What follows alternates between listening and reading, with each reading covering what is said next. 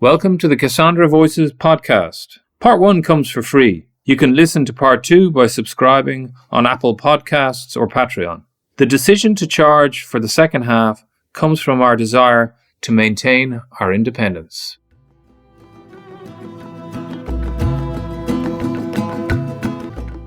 Just as I got to the crest of the hill, I changed to a wide-angle lens, and there was a girl above me, and she took this flag and she started waving it over her head. And I took a picture, and it didn't make the newspaper. It didn't make the news. It really didn't change anything, but it sort of encapsulates the spirit of resistance and the Palestinians and their pride and their enthusiasm and, in a way, their joy.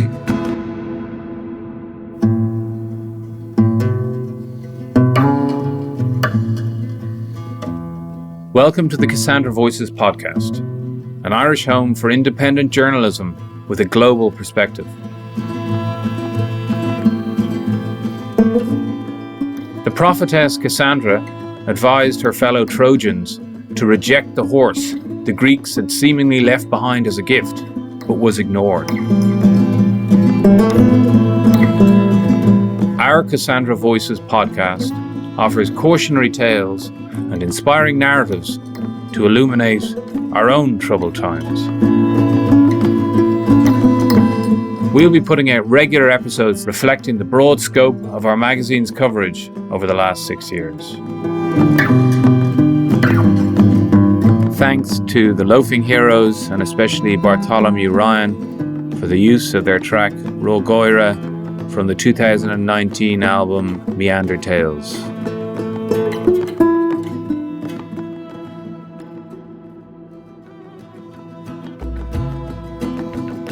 This is Luke Sheehan for Cassandra Voices. George Azar was born in 1959. His ancestors were Lebanese Christians who had begun to move out of the Levant a century before to settle in working-class Philadelphia. The settlement of Arab migrants into this part of the US is something of a secret history. One of their neighbours was a survivor of a 1912 Atlantic crossing. The local kids called him Titanic. George leaned into this heritage in the 1980s, becoming the first member of his large family to go back to the region, skipping out on university to land in Beirut in the middle of a war, or perhaps more properly for Lebanon at the time, multiple wars. He would learn to frame these events in his stunning images over the next decade, but also to navigate the terrain of Beirut, a place where the gangs had morphed into militias. He knew and worked with people like Robert Fisk and Patrick Coburn, the subject of the first episode of our series of podcasts this year. He survived trips to the front line, kidnappings, random punches from soldiers, a dangerous foray among invading Israeli troops, and finally left as the war ended, exhausted. It was the first intifada that lured him back to the region in the second phase of his career, focusing on Palestine and Gaza. After decades away, George finally returned to settle in Lebanon more than a decade ago to work as an instructor in journalism and digital media at the American University of Beirut, a position he holds today. He's also a documentarian and busy photographer. Please enjoy our conversation and consider subscribing. For a very small fee, you can access the bonus part of this episode and all our bonus episodes from the foregoing year. Thank you. George Azar, thank you for speaking to Cassandra Voices.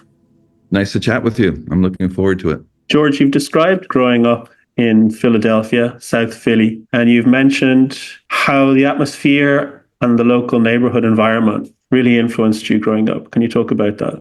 Yeah, it's only now that I've grown older that I can sort of fully appreciate how, like, growing up in a tough urban environment where we had gangs and the mafia and race riots and tension in the street kind of prepared me to navigate Lebanon, navigate Beirut in some odd ways, because it was a very territorial place.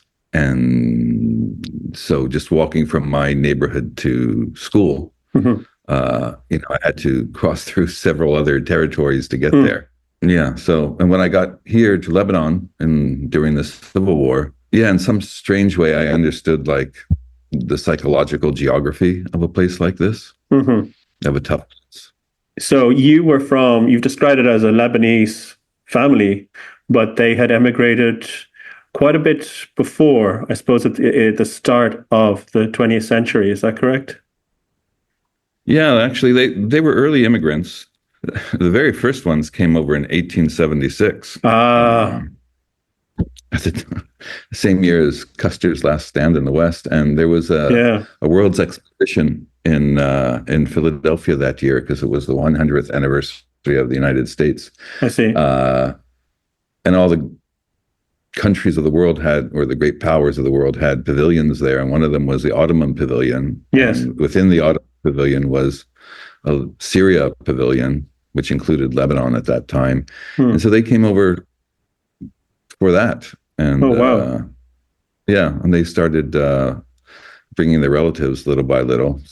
We had relatives come across on the Titanic, and by the time I was born, which was the 1960s, they were sort of a part of the larger fabric of South Philly, which was entirely sort of immigrants or the children of immigrants. Not a lot of people know that there were these waves of immigration from effectively what would become Lebanon, Syria, Lebanon, the Levant, Al-Sham, that part of the Ottoman Empire in the 19th century to America. Do you know, was this presaged just by a pull factor interest in America, or was it maybe one of the wars that happened in the region at the time, or famine? I think it was economic opportunity, really. Yeah. I think it was the economic opportunity that brought them here. And, there were waves of other immigrants at the time, Italians, Irish especially. Yes. And so most of the neighborhood was comprised of people that came over during that period of the early 20th century.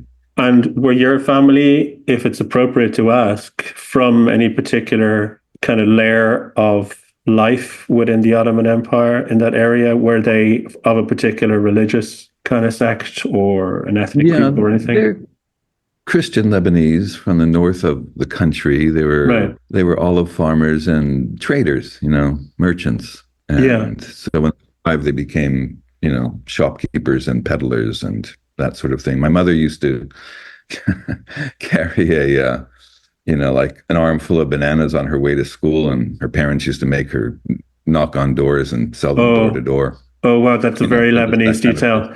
That is the most Lebanese thing that I've heard in some time. Yeah, that's excellent. And so it turns out that you were actually born into, from an American point of view, quite a deeply kind of embedded community. Were you aware of that?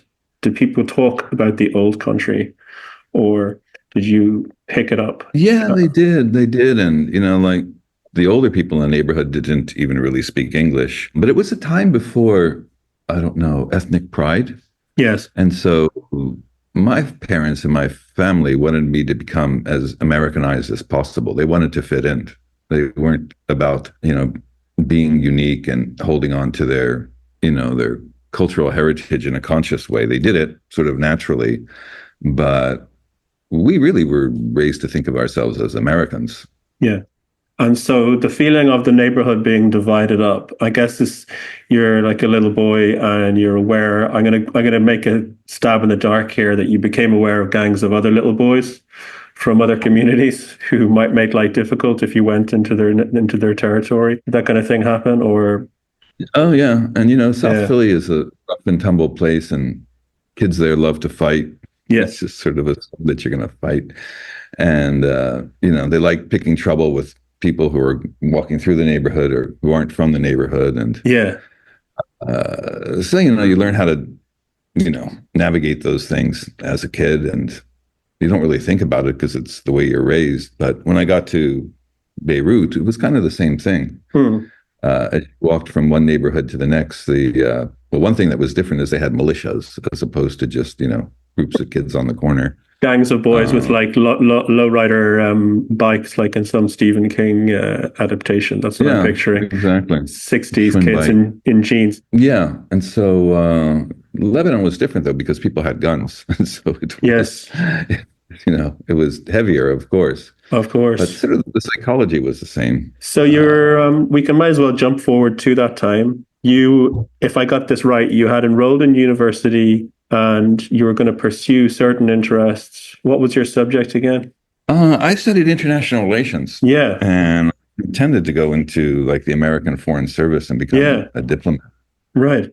And then you actually decided to skip out on this, go to Lebanon, rediscover that point of origin, but also quite bravely, really, have a look at the country when it was in the middle of its war. Yeah, well, what happened was, because I was studying political science and international relations, and I wanted to go to graduate school, you do internships. And I was a really good student. I went to UC Berkeley, and the US State Department offered 7 slots for the entire United States for promising students who wanted to intern at the State Department and actually take over the job of a foreign service officer who was, on his summer vacation. So I got one of those, and I went to Washington, D.C. It was during the Carter administration. And I realized pretty quickly that although the people I worked with really knew what time of day it was, they knew what was happening out in the world, and they had opinions about it.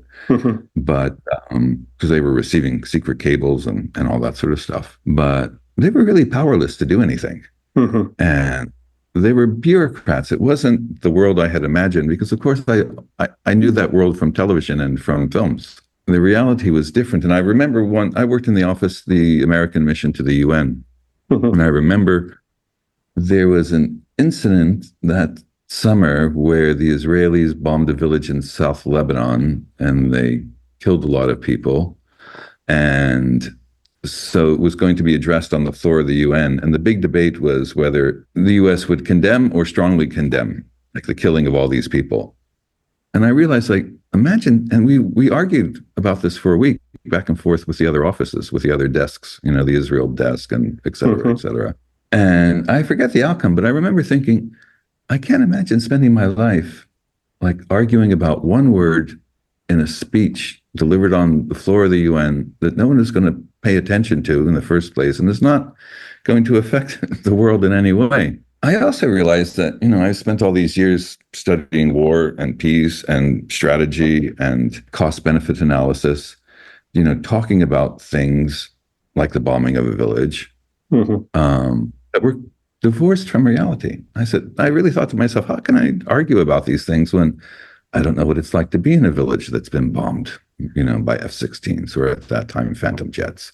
I really need to see this before I can speak about it, in an honest way or in a forceful way. So I decided to come here for a year. I was sort of a hobbyist photographer. And at that time, I was really influenced by the photojournalism that was taking place around the world, like the pictures that were coming out of South Africa and Central America, and actually Ireland at that time. And I realized a lot of the way I understand these things are from the photos that I've seen, but I don't see any photos coming out from Lebanon or Palestine, none.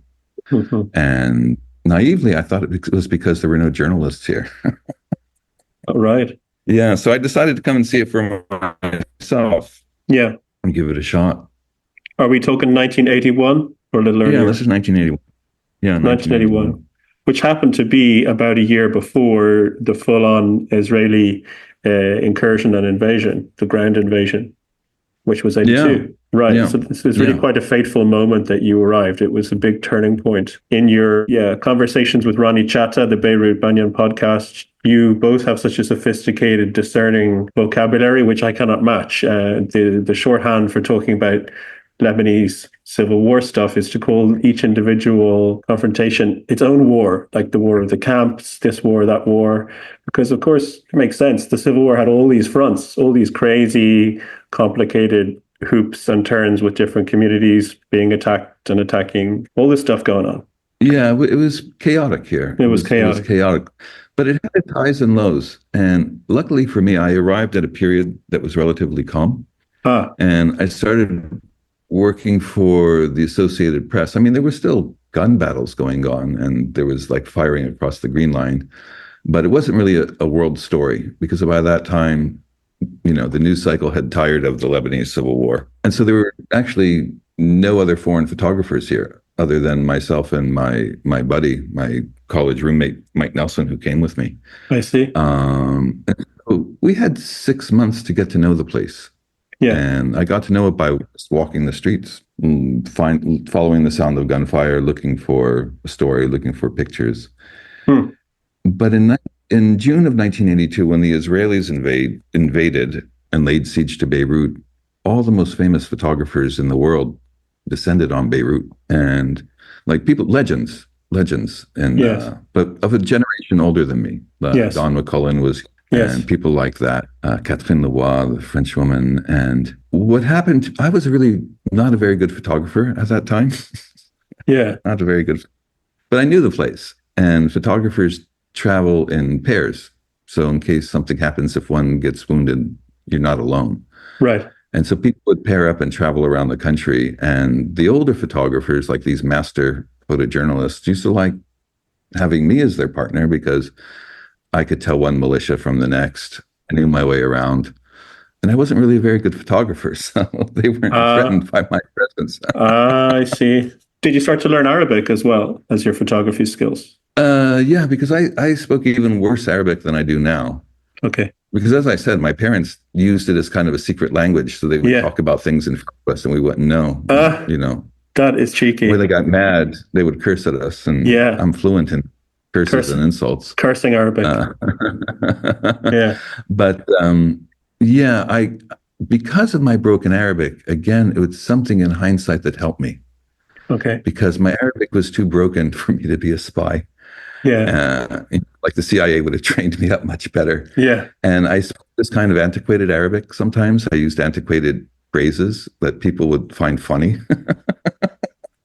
Yeah, that's great. So, and there was something familiar about me, but foreign. You know, I looked like them, but I acted like a foreigner. I spoke Arabic like, you know, somebody from the 1930s. Yeah. I would say like, "Where is the water closet, sir?" Yeah. Yeah. And so those things sort of worked in my favor. But I came here really unprepared in almost every way. But I was interested and I was passionate and I wanted to learn photography. And I was surrounded by these you know, legends. And so I learned on the job. I learned by doing. Can you walk me through a day? You've described this walking through the streets, listening to gunfire somewhere and going towards it. What would it have been like, though, just an average day before you've heard any of that? Where you would stay, who you were staying with, what your houses were like, and what Beirut was like? Beirut at that time was a place completely out of law and cut off from the rest of the world. Yeah. Yeah, it was a strange place. There were gunmen everywhere. Yeah. There was a dividing line cutting the city in half between the predominantly Christian East Beirut and the more multicultural West Beirut. But politically, the people in West Beirut were sort of leftists and progressives. Right. And in favor of the Palestinian Revolution, which was based in West Beirut. And East Beirut was controlled by a single party at that time, Christian party. And so I lived on the west side. Yeah, exactly. And when I first landed here, I stayed in a youth hostel, or a club really, on Hamra Street next to the National Bank. And the rent was like $2 a day for a bunk bed. And we were really poor. Mike and I, we lived on egg sandwiches and tea. And typically I'll tell you how I sold my first picture. I didn't know really how to be a photojournalist, but I knew you had to go to the front. I knew you had to see action. And so we heard like shooting in the distance, in the not so far distance, because there was always a tat, tat, tat, tat, tat in the air, and occasionally a boom, boom, boom. And we started walking towards the Green Line, towards the area of Basta.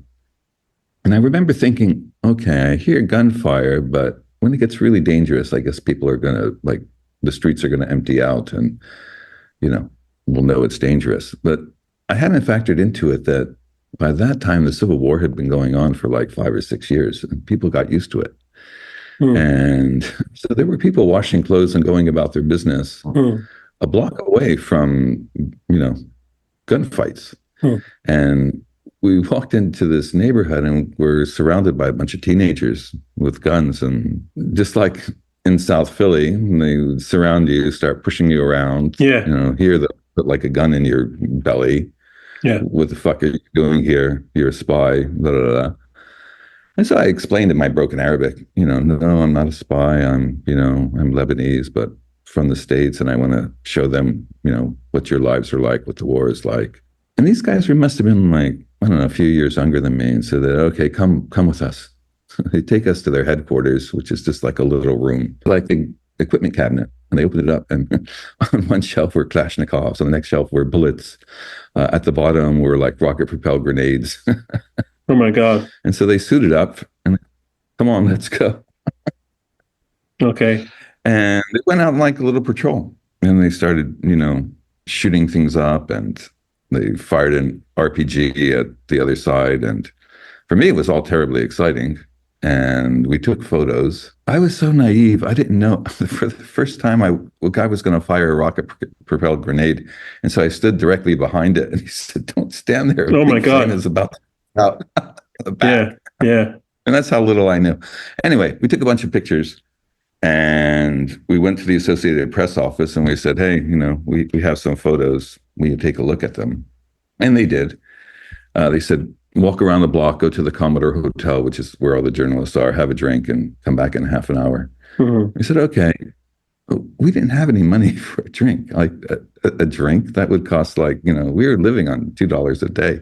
Mm-hmm. So we just walked around, and we came back after a half an hour, and they had printed 6 pictures, and they had laid them out, and they said, "These are really good. Mm-hmm. We're going to buy them. We're going to send them out as a package. This is how you write a caption. We're going to call this one Machine Gun Alley." And they made a package, which they sent out, and they said, "We want you to see the bureau chief." So the bureau chief at the time was a guy named Dick Tatro. Mm-hmm. Mm-hmm. It was like right out of Hollywood Central thing. Yeah. An American guy, and he's with a pot belly and, sort of brash. This is Associated Press, right? Yeah, this is Associated Press. Yeah. And actually, Robert Fisk used to work out of that office. So I used to see Fisk there. Right. And the guy says, "Okay, these are pretty good. Let me explain to you how the business works." Mm-hmm. These are called spot news photos. We call them spot news because people are going to look at them when they're reading the newspaper, and they have to, be able to see the story in a glance. So what's the story here? The story here is Lebanon war. How do we say war visually? Guns. Yeah. So have guns in pictures. Yes. Beyond that, there's sort of a hierarchy of gun pictures. You can have somebody holding a gun, which is okay, but someone firing a gun is better. So if you get them firing the gun, that's better. A militiaman shooting a gun is good, mm-hmm. but kids shooting a gun is even more interesting. So look for kids shooting guns. Kids shooting guns. And he said, yeah. And he said the ultimate thing is if you can get a photograph of a woman shooting a gun. A woman, if you can get that, it's going to be like on the front page of newspapers around the world. Yeah. So, and he gave us one roll of film, 36 exposures each. Even though they had a cabinet full of film, they gave us 36 exposures. And we'll pay you $60 for each one. Okay. And that is not bad. At the time, you could live for a week on $60. Yeah. And usually we used to sell like one a week on average because there wasn't a lot happening. And that's what I did for the next 6 months. I just sort of went from neighborhood to neighborhood, walking around and looking for news pictures and making news pictures. And it was sort of how my intro into the business. You were never tempted to find a good-looking lady and just put a gun in her hands and say, "Hey, point that thing that way, and you can help me pay my rent for a year." Yeah. No, journalism, and especially photojournalism, has a really strict code of ethics.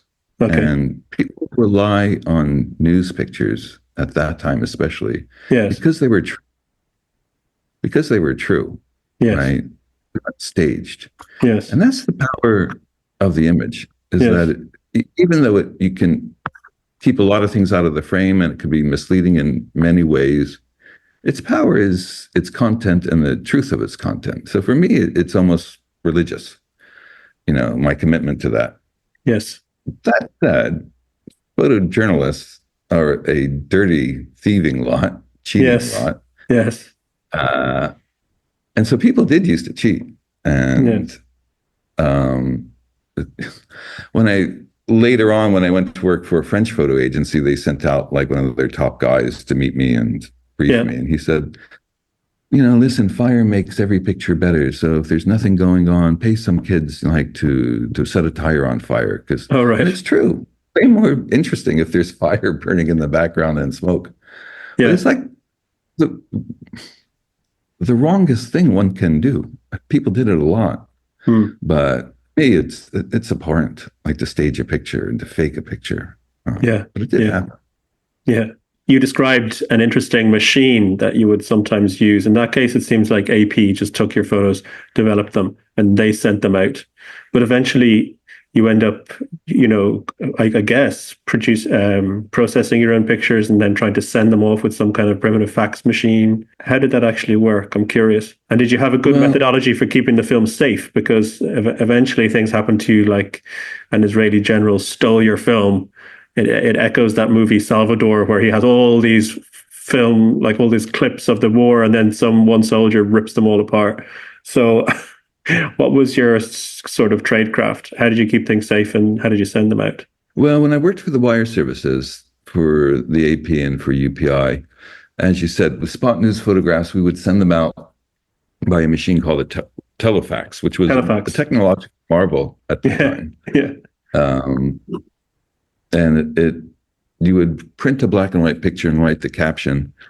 And then this machine had a cylinder that you would wrap around. You wrap the photograph around, and it had like a phonograph needle that would scan it, and you would attach it to the telephone line, and half an hour it would scan the picture and it would send it to New York, and they would then distribute it everywhere. But in Lebanon at the time, the telephone lines were horrific. Not like today, when they're great. It was worse. Yeah. And first of all, having an international line was special, but we would often spend hours and hours just trying to transmit one photograph. Yeah. So it was a much slower process. And, because the technology was different, you also only had 36 exposures to work with, so one was very careful about taking pictures. Yes. They didn't just put the drive on. They were very deliberate. I mean, especially if you were a struggling photographer like me. If you were successful, I guess it didn't matter. But I became very deliberate about when to press the button. Scrupulous. And the other thing is you can't see what the results are because it's in the camera. It has to be developed. So it's not like today where you just look at the back of the camera and you know if it's underexposed or overexposed. And also analog photography has does not have as much flexibility in terms of exposure. And so your exposures had to be precise. And if you were shooting color, if it was off by more than half an f-stop, you couldn't use the picture. So photography was different then. It was harder. You didn't have autofocus or any of these things. Of course. But it made me a much better photographer in hindsight. You've spoken about how you teach students now at the American University of Beirut, and you actually teach them the specific skills of photojournalism. One related skill that popped out for me when you described it in your earlier conversation with Beirut Banya, and you said you sometimes teach them how to be pushy. It's not as if you always want to be humble and simply, petition for permission to do things. You had a moment where you said sometimes you got to be more confident and pushy or even cocky. I was curious about that skill differential because I'm imagining you back in the 80s just navigating so many social situations, and not all of them do you want to be, a charming kind of green, recently arrived photographer. Eventually you evolved into someone who could project more confidence. And for me at the time, because I wasn't a very good photographer, the one thing that I could do, what was in my power, was to have immediacy and to get as close as possible. Yeah. And not just to be at the front, but to be at the front of the front. Yeah. Right. And in those circumstances, it's the content that matters, and, the technique and the artistry is secondary. So I was good at that, going to the front of the front. And a lot of the job was, as you're hinting at, social skills. Yeah. So being able to get people to trust having you around and then to forget that you're there and to be themselves and to take you with them. And a lot of times you have to break rules as a photographer. You know, people always say no pictures. Well, you make pictures anyway. You know, you have to, you have to break rules. And, you know, being from South Philly, that came pretty naturally. That was actually, part of your vocab. Yeah. Yeah, it was part of my vocabulary, you know, just not to give a fuck. And when I started teaching at AUB, because I hadn't studied journalism or photography, I'd done it for 40 years at that point. I had to think about, like, how do I do this job? And, like, what's important for people to know beyond how to use a camera and what a shutter speed is and that sort of thing. How do you do it? You know, why is one picture pleasing and interesting and another one not, you know? So I thought, well, taught them composition. And, you know, photography really means literally writing with light. You have to understand light and shadow and the different kinds of light. Yeah, so I teach the kids all those things, but I also teach them how to go places other people haven't been. So you can take, you know, your viewers into a world that they haven't seen before, or you have to show them something familiar in a way that they haven't seen it before, you know? Yeah. That's also interesting. I wish somebody had taught me those things, because it took me a long time to realize them. Well, your career, I mean, photography is a bit over 150 years old. I suppose probably 160, 170 years old now, maybe arguably. It means that a serious career like yours has actually spanned maybe a third of the entire lifetime of photography itself. Everything, you know, has changed, not just the technology, the ways people look. And I hope that people listen to this conversation and watch your photographs. Go ahead. One of the things that I often say in class is that photography, unlike other art forms, is intimately tied with the technology of the time that you live in. And your photographs will reflect that. So that photography changes through time for that reason. And also the things that people are interested in, the things that you see and the way that you approach things change with time. That's why you can tell a photo from the 1930s as opposed to a photo from the 1970s, as opposed to, you know, a photograph today. At that time, you know, it was the era of single lens reflex cameras and analog film. Nowadays, pictures look different, mainly for one reason. I think when people look back in time, they might think, why is everything taken with a wide-angle lens? It's because telephone cameras have wide-angle lenses. You know, are they taken vertically instead of horizontally? You know, why did that change? It's because the technology changed. And also the aesthetic changed. I mean, in my day, one wouldn't think of taking a photograph of what you're eating for dinner. Yeah. You know? Yeah. It wouldn't occur to us. There weren't selfies because it was hard to take a selfie. You had to find a mirror, shoot yourself through the mirror. Yeah. And also photographs have become so much more common. There's more photographs taken in a day today than in the previous history of photography. Right. But I don't know if it makes it, it affects the people's attitudes about photography because we're flooded with it now. And it is also has affected and is affecting wars, the way that they're conducted and the way that people are responding to them. Yeah, absolutely. But just because you have a camera and you take pictures, it doesn't mean you're a photographer. And it doesn't mean you have something to say.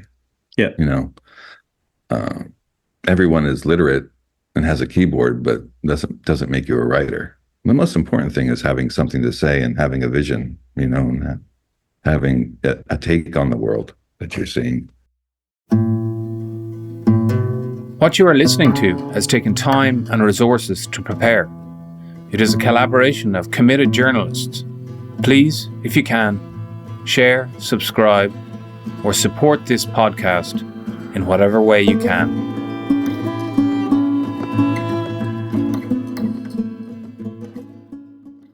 You've said that inventiveness and resourcefulness can blossom in wartime. Can you give an example from back in the 80s?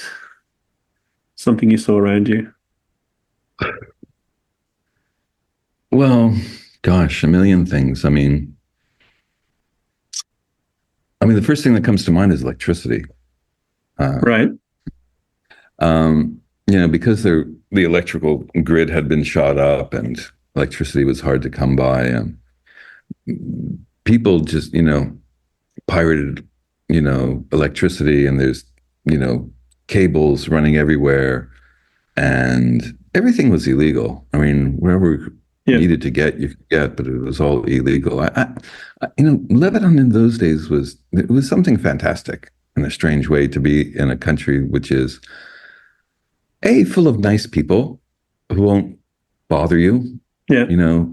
So it was safe in some ways. Yes. I mean, it's much safer here than in New York City or most of the United States. Well, you might get, hurt by an incoming projectile. Yeah. But even in the Civil War, you could walk from one end of Beirut to the other and, wouldn't be robbed or mugged or attacked for no reason. Right. And that always fascinated me. What fascinates me about Lebanon is how it holds together. Yes. Through all this. Yes. And how people are still kind to each other and nice and helpful and nice to each other. Yes. I find that extraordinary. Mm-hmm. When the lights went off in New York City, I think it was 1969, for like a couple hours, they had riots, break-ins, burglaries, rapes. Oh my God. People just went insane, went crazy, because there wasn't a social structure to prevent that. Yes. Even like in the old days, somebody might stop you and put a gun in your ribs, but you can always appeal to their humanity, usually, because they have a mother, they have a father, they're not insane, with crack running through their brain. Right. They're still human on some level. I mean, which is not to say there aren't bad people who will shoot you in the head and then go have lunch.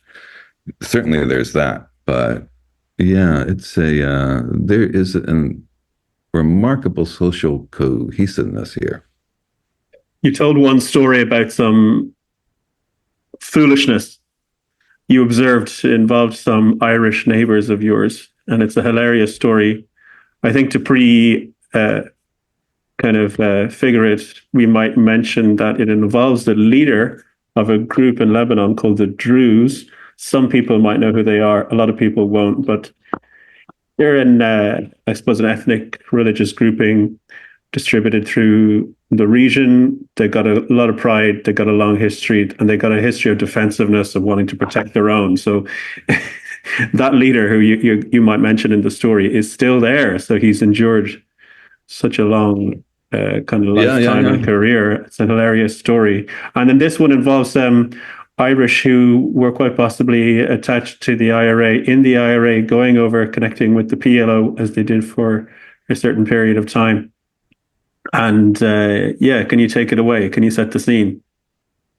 Well, I mean, Lebanon at that time was kind of a magnet for revolutionaries from all over the world. Yeah.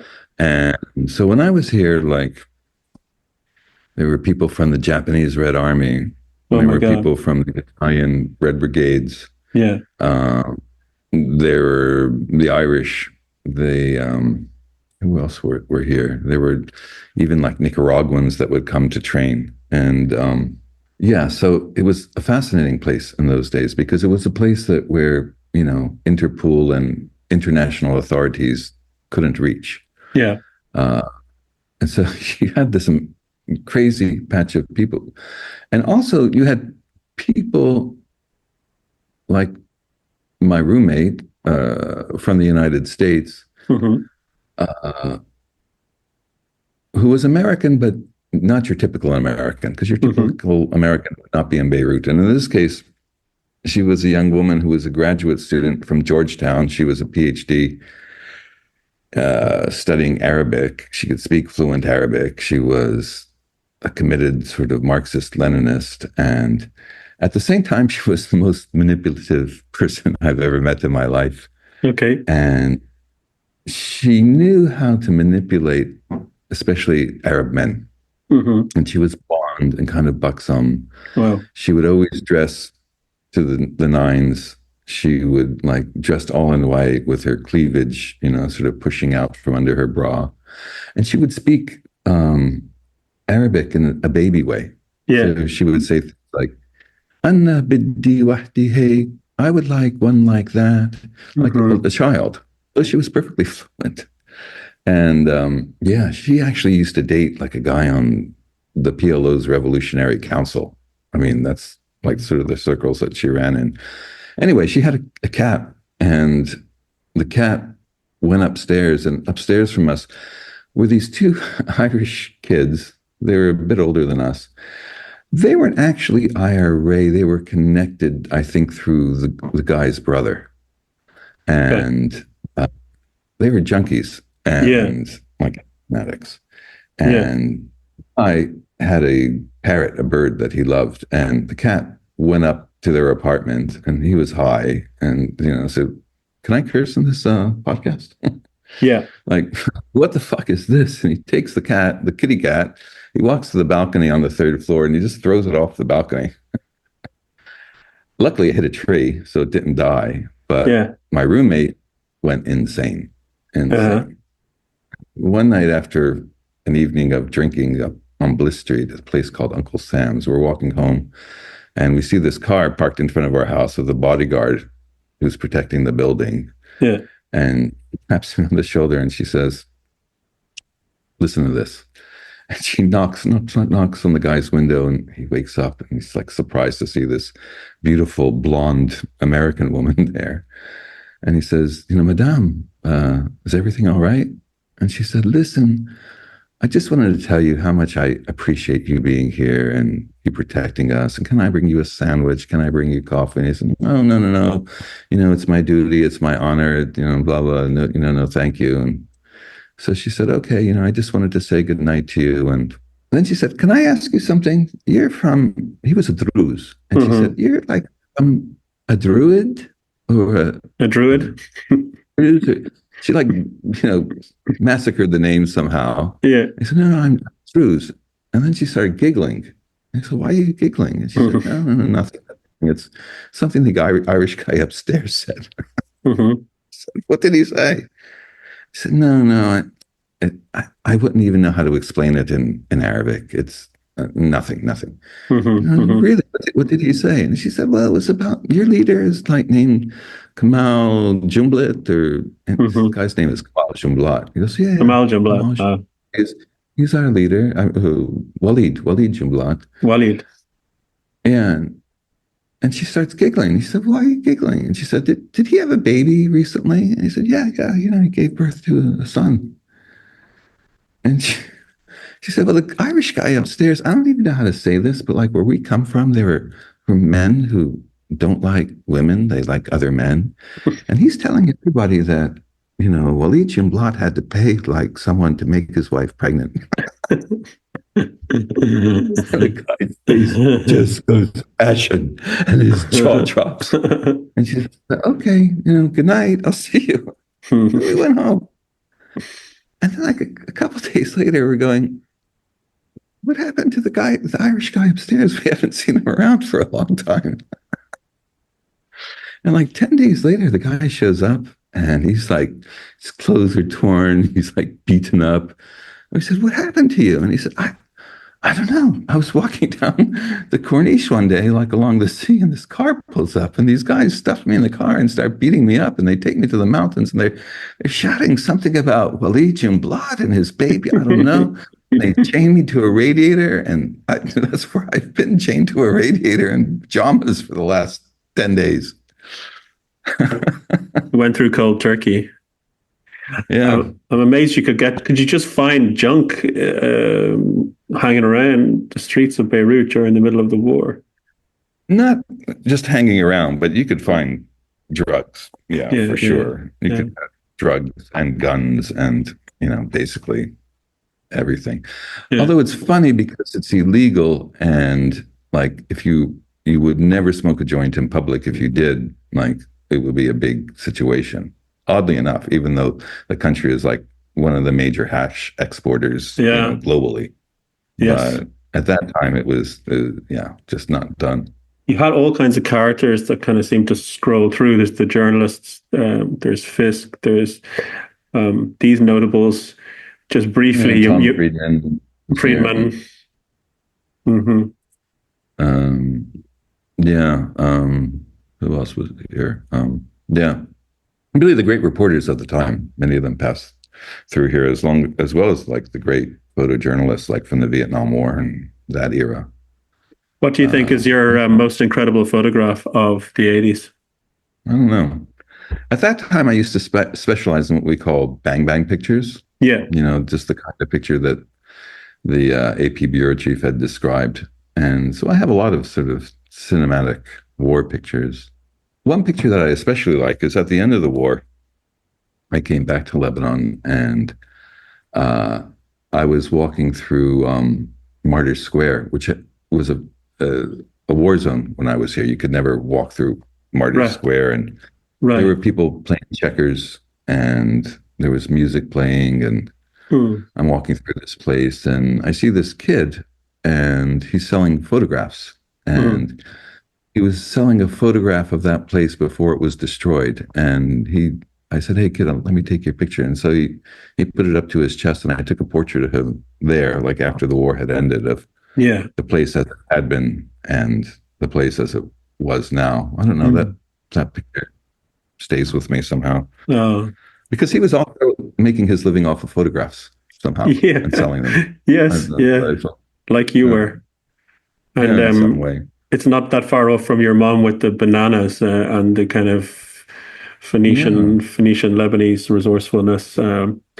Let's make something of something. Interestingly, the place you're talking about, Martyrs Square, if I'm not wrong, I mean, that's essentially where the old Beirut souks were. So again, the kind of the mercantile history that would have been there, where everyone would have come together to sell with each other. Sadly, sell and buy, that was just kind of ruined. The first place to be ruined when the fighting broke out, and something similar would then happen in Syria, in Damascus. These souks that were famous, they just got bombed to shreds, and that kind of merchant history got lost, at least in its old form. Yeah, and for me, it was extraordinary to be in Beirut at that time when there was peace. Right. And around the kid in the background of the photos, you can see all these men, like playing backgammon, sitting in groups. And I imagine some were from one side of the city and the others were from the other side of the city. And it was peaceful. It was, and it works as an image somehow. Yeah, I feel like it's obviously you never found this kid ever again, because later on in life you did do some interesting exercises in revisiting the people and places of earlier photographs, talking to them for a documentary. I guess he was lost forever, that kid. I looked for him very hard. Oh, wow. I looked for him, but I wasn't able to find him. After a while, I started making documentaries for Al Jazeera English. Yeah. And one day I was in the office and they said, "Listen, the anniversary of the Israeli invasion of Lebanon and the siege of Beirut is coming up, and we know you were there, so why don't you make a film about it for us?" And I was really excited. I said, "Of course, yes." And then I thought, what can I say? Like, how could you sum that up in, a television hour? And I thought I was there, but I don't really know what happened. As a journalist, you see a bomb explode, you run to it, you photograph it, you send it out, but you really don't know who these people are. You don't know what their story is. You don't know what they were doing that day before this happened or any of that. And I realized the only thing that I really know about that experience is these pictures, which are kind of burned into my brain.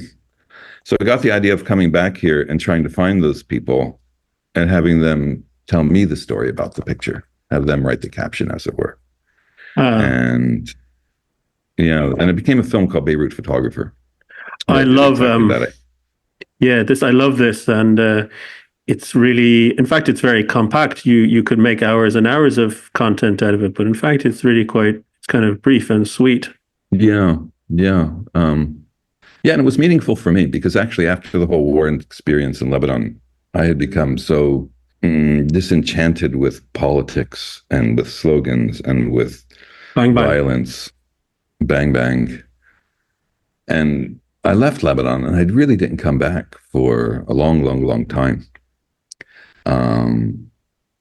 And I had also, my relationship with the photograph, with the still image had changed. I would become a documentary filmmaker, which in many ways is very much like still photography, but it has other elements. You know, it moves, you can have sound, you can have, you know, it just has other levels. And so I had stopped taking photographs and I had packed all those pictures away. And that experience of coming back and finding these people and interacting with them and hearing their stories and seeing how special, I was really apprehensive about the whole project because I thought, you know, I have a picture of this lady in probably the worst moment of her life, lying on the ground. Right. I've taken her photo. I sent it out all over the world. Yes. Without her consent. Yes. What are they going to think? What are they going to think? You know? But of course, that moment is fantastic because what happens, sorry to spoil, but I loved it because she immediately argues with her husband. He says, look, there you are on the ground. And she says, I would never wear clothes like that. Yeah. She's like, because she was, you know why? She wore hijab and the bomb blast blown it off her head. So that's not good. I think that was why she thought it wasn't her. That's not good. Yeah. I see. I see. But what shocked me, I expected them like to scream at me and to throw me out. No. You know, but rather than doing that, they held these photos like tenderly. And they really meant something important to them. And they often wanted a copy. Yeah. Which was really shocking. And what I realized is this image sort of verifies or documents or, you know, immortalizes a period in their life, a terrible one, but it's recorded and the pictures were special to them. And it really gave me an appreciation for the still image because, you know, as much as you can say about 4K video and film, once you watch it, it disappears. Right. You can't hold it. You know, it's ethereal. Right. So that, and it also validated for me that I hadn't exploited or abused these people, but, you know, they saw that I was honoring them in a way by documenting what was happening. Yeah, it was remarkable. Right. You've heard the way you speak about the photographs. I can really feel how they kind of came into being for you as well. Were you developing the negatives yourself? Ever? Yeah. For the first part of my career, but then I started working for news magazines. Okay. And we shot color. We didn't have the ability to process color film in Lebanon at that time. So I would send the raw rolls off to the magazine and they would develop and print them. But yeah, in the first part of my career, I used to develop and print the images. What was that feeling? Now, this is an experience lost to most people now, even photographers who really love it, but just don't work with film. And that experience of being in a dark room and seeing the things you tried to capture just appearing in front of you. Do you miss that feeling ever? Especially in that context. In that context, it must have been extraordinary. What kind of mood you're in? Probably late at night, watching these images appear. Well, to be honest, I don't miss it because it takes a different personality type to be a really good darkroom person. And I'm like, well, I can do it. I know how to do it. I don't enjoy like laboring over a print in the dark. It is magical. I get what you're saying. Yes. It is magical. And also, like as a news person, you have to get the picture out now. Yes. So it's all very rushed and hectic and, you know, nerve-wracking because you're trying to transmit it and you're not sure if you can. And if you don't do it in time, nobody can use it. So it's as though you didn't do anything. And also, it's sort of funny. When I got here, I had learned photography at UC Berkeley, like in a pristine dark room, and where the temperatures were all carefully monitored, and people would scream, if, I don't know, let the temperature go off one direction or the other. And when I got to the AP, the way they would develop the film is, slash, slash, slash, blah, blah, blah, bang. They would look at the negatives. They would just, they'd have a whole roll of film, and they would hold up this whole roll of film with part of it on the floor, looking at it through a magnifying glass, and they would punch the frame that they wanted with a hole punch. And they didn't have a timer for the enlarger, and they were just all about speed. So it was not like an archival process. And a lot of those pictures, turned yellow with age because, they didn't have time to sit in the stop bath long enough and that kind of thing. It was really like down and dirty guerrilla photography. And when times were bad, we used to have to search the neighborhood for water, to use. And, there was no hot water, so you couldn't control the temperature very easily. And, it was different. And unlike some photographers, war photographers who get hooked on it, and, they can see through their career that they chase adrenaline and conflict, you had a knack for it, but you walked away from it after the war ended there or around that time. You left Lebanon, and you also didn't go seeking out other conflicts to cover. Is that correct? Yeah, in the 90s. I went back to Philadelphia. Yeah. And I got a job at a newspaper, local newspaper, which actually was probably the second greatest newspaper in the United States at that time, the Philadelphia Inquirer. And a newspaper to win one Pulitzer Prize is a big deal. Yes. When I was there, they would regularly win 6 Pulitzer Prizes in a year, or 4 Pulitzer Prizes. Yeah. And on the photo staff alone, we had like 5 or 6 Pulitzer Prize winners on the photo staff. So I was like the little baby with these guys. One guy had taken the famous picture of the girl crying over, the student's body at Kent State. Oh, yeah. These were like legends. And I came, from Beirut, sort of feeling proud of myself that I was like an accomplished war photographer. Yeah. But I was the baby there. And I really learned photography there because what they said to me is, it is a particular skill, but taking a picture in a conflict zone in a way is easy because there's lots of things happening. Yeah. Right? You just have to put your camera in the right direction and make sure it's focused and exposed correctly. Yes. So what they did is they gave me all the worst assignments. They sent me to like high school parent-teacher meetings and like girls' basketball games. And it taught me how to take pictures of quiet times and I really matured as a photographer, there. And I worked there for a while, and then the Palestinian Intifada broke out in the West Bank. And, I had covered the Palestinian Revolution and the PLO up until their defeat when they sailed out of Beirut. I was at the Philadelphia Inquirer, and I was amazed that this population with no weapons had risen up and was confronting the Israeli army with rocks and stones. Yes. And it wasn't just young militants, it was old ladies and businessmen and everybody in society. And I was watching it on TV and I just had to see it. I just knew it was a time in history. And so I asked the Philadelphia Inquirer to send me there, and they weren't interested. Right. And so I went there on my own. And I decided this time I'm not just going to do bang bang pictures, because I was in Lebanon on and off for 10 years. There are no pictures there of the place I love or why I love it, or all the other things about it. It's a very one-dimensional sort of take on the Civil War.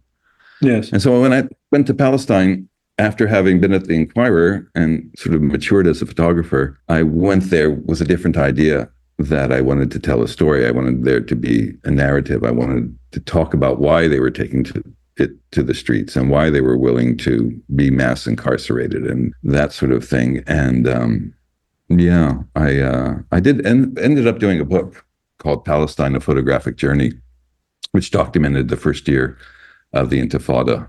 And now looking back on it, it is a historic document. It's really a documentation of that time in history, and one of the greatest sort of peaceful civil disobedience movements in modern history, I think. Can you zoom in on one of the photographs from that book and describe it? Yeah, well, there was a village called Beta in the West Bank, and they had thrown stones at the Israeli army. And so the army came in, they surrounded the village, they took away all the men, they tied them up and put them in a field, took them off to prison. So there were no men in the town. Mm-hmm. And I was there at the end of the day with my friends. And at that time, the Palestinian flag was outlawed. But people used to make flags by staying up late at night and taking, red cloth and black cloth and white cloth and sewing these handmade flags together, which was a prison sentence. If you were caught with a flag, you were, sent to prison for a long time. And so my friends and I were at the bottom of a hill, and I saw like sort of 200 meters above us on this hill, a group of like 5 or 6 girls come out, and they had a Palestinian flag. And they were whipping it at their head, and they were taunting these Israeli soldiers that were at the bottom of the hill, and who like fired tear gas at them, and they kept taunting them. And I ran to the top of the hill. I took some pictures from below with a telephoto lens, and then I ran to the top of the hill. And just as I got to the crest of the hill, I changed to a wide angle lens, and there was a girl above me, and she took this flag and she started waving it over her head. And I took a picture, and it didn't make the newspaper. It didn't make the news. It really didn't change anything, but it sort of encapsulates the spirit of resistance and the Palestinians and their pride and their enthusiasm and, in a way, their joy. And yeah, to me, it's one of the photographs I've taken that I could say is iconic. Yeah, and it was made into posters, and it's not a war picture, and it's not a picture that changed anything, but again, it captured the spirit of the time. Is there Philly speciality in boxing? Isn't there something called a Philly sparring style?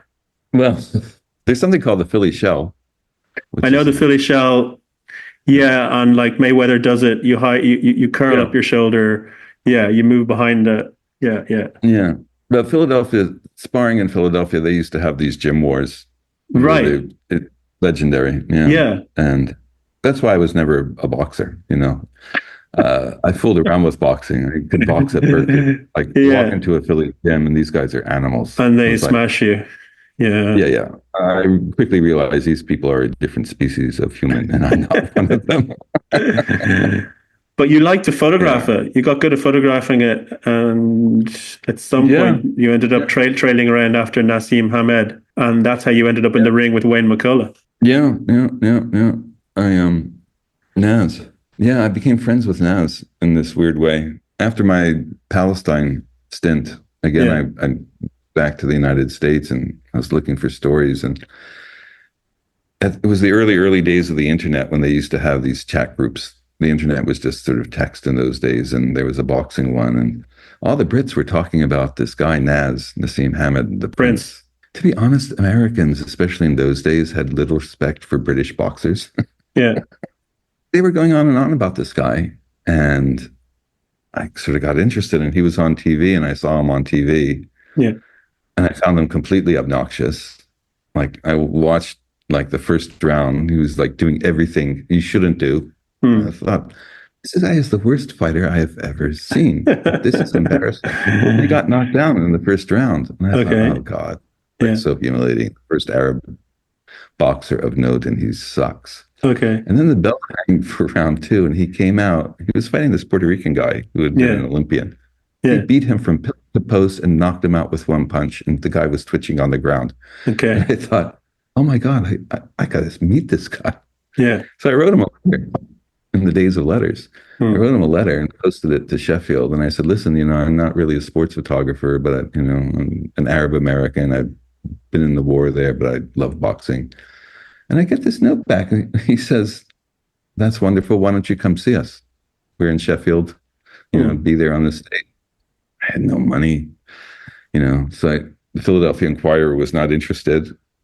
And so I flew there. They weren't interested in the Intifada or in Prince Ahmed. That's, weird. And anyway, I went to Sheffield and I got to know Naz. I got to know Brendan Engel, his trainer. Spent a week with him, went to a couple of his fights. And I wrote this story up that actually eventually ran in the Philadelphia Inquirer as a 6-page spread in their magazine. Well, little known to me, at that same time, he was negotiating in New York with home box office with HBO, and they signed him to the biggest contract that they had ever signed an athlete. Yeah. And I came home one day, and there's a huge thing of flowers on my doorstep. I mean, taller than me, with a little card. And it said, "Thank you so much for the article. Why don't you come work for us?" Yeah, great. Why not? Oh my God, yeah, why not? And so, for a couple of years, I worked with Naz as part of, as his media consultant. Did you come up with his kind of leopard print dangling split shorts? I wish. But I got to know him. Yeah. He's actually quite a nice guy in real life. Well, it seems like it. Yeah. And one day he sent me to visit Wayne McCullough in Las Vegas. Yeah. And Wayne McCullough, legend. And the nicest guy in the world, the most humble, nicest guy in the world. And so we hung out for the afternoon, and he had, his gym and his garage, and he was training with actually Robert McCracken, who's another famous British boxing trainer. And they said, "Hey, you want to train? Do you want to get in the ring and move around?" Oh my God, be in the ring with Wayne McCullough, sure. Yeah. And he comes up to my chin. He's tiny. Yeah. And so we're putting on our gear, and I'm putting on my headgear and stuff. And I said, "Aren't you going to put on any headgear?" And he looks me up and down and he goes, "Nah, I don't think so." No. Then it was time for more bang bang. And he said, "We're just going to go easy." Yeah. I thought, go easy? I want to see if I can dent, the bantamweight champion of the world. Yeah. It was like punching a refrigerator. It was like nothing. And he was very kind. And he just sort of started walking towards me. And no matter what I did, it was just again, trying to keep, someone who's pushing a refrigerator towards you, trying to hurt it. Yeah. And I realized I could have knocked me out with one punch within 10 seconds. Yeah. They're just different. These athletes are different. Their strength is unbelievable. But Wayne McCullough, the thing that really impressed me most about him is such a decent guy. Such a warm, humble guy. Both he and his wife. Yeah. He was better behaved than the IRA junkies. He wasn't throwing kittens out of windows. And better behaved than Naz. He couldn't get in the ring with the Prince because no matter how much he liked you, he would beat the hell out of you and enjoy it. He was sadistic in that way. Did your skills from capturing? Oh, really? Don't ever. His brothers warned me. They said, "Don't ever get in the ring with Naz." He said, "We do it, and we're his brothers." And he won't be nice. Yeah. Do you think capturing the bang bang stuff helped you with capturing punches and the way people move? You weren't afraid of being up next to the stuff. Boxing is actually really hard to photograph. Yeah, it's too fast. Yeah. Yeah. And you never know when, it's tough. It's tough. I'm much better at photographing war than boxing. Will you give it to Mike Tyson or Jake Paul? Oh, Mike Tyson. Yeah. Which round? Yeah. Between 1 and 4. Not going to go more. That's a lot. That's giving your. Yeah. I think giving a lot. I think it might be. I think it might be round 2 or 3. Yeah, not the first round. Could be. He's not 18 anymore. Could be. Not round 1. But I saw Mike Tyson fight once. Oh yeah. I saw. Yeah, it was in Atlantic City. Uh-huh. It was very early in his career. He was on the undercard. Yeah. That's how early it was in his career. When I had heard of him, I wasn't there to photograph him. I was there to photograph the main event. Okay. And did Iron Mike Tyson out of the Catskills, 4-0, 4 knockouts or something. maybe it was more than that, 5 or 6. He had 5 or 6 fights. And I thought, oh, this is interesting. And the guy across from him was a huge, buff-looking guy with like a crew cut, sort of bigger, muscular. And I thought, oh, okay, this is going to be a tussle. Yeah. And so in those days, you had to put film in the camera. And so I open up my camera, the bell rings, I drop the roll in it, I spool it across, the back of the thing, and I hear everyone shouting. Yeah! And I look up, and the guy, his opponent, is twitching on the ground. it was over. Missed the whole thing. Oh, no. Yeah. I photographed Marvis Frazier, who fought Tyson. And so I went to see him, and again, Joe Frazier's son, again, a beast. And he hit the bag so hard, the heavy bag, he like tore it off its hinges, like sent it flying. I thought, oh, this is going to be a great fight. So I watched it on TV. Again, he's like Tyson hits him with a jab. He starts falling, and he hits him 3 more times on his way down. Before he hits the ground. First round. Yeah. Yep. Yeah. Oh, full respect for athletes. To listen to the remainder of this podcast and access bonus material into the future, please consider supporting us with a subscription.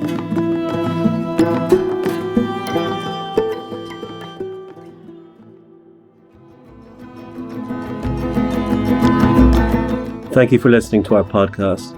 Cassandra Voices is a multimedia project that seeks to highlight independent voices and inspire original thinking with stories from Ireland and around the world. Go to cassandravvoices.com online to read more and look out for more episodes from us in future. Your attention and your support are crucial. Thank you.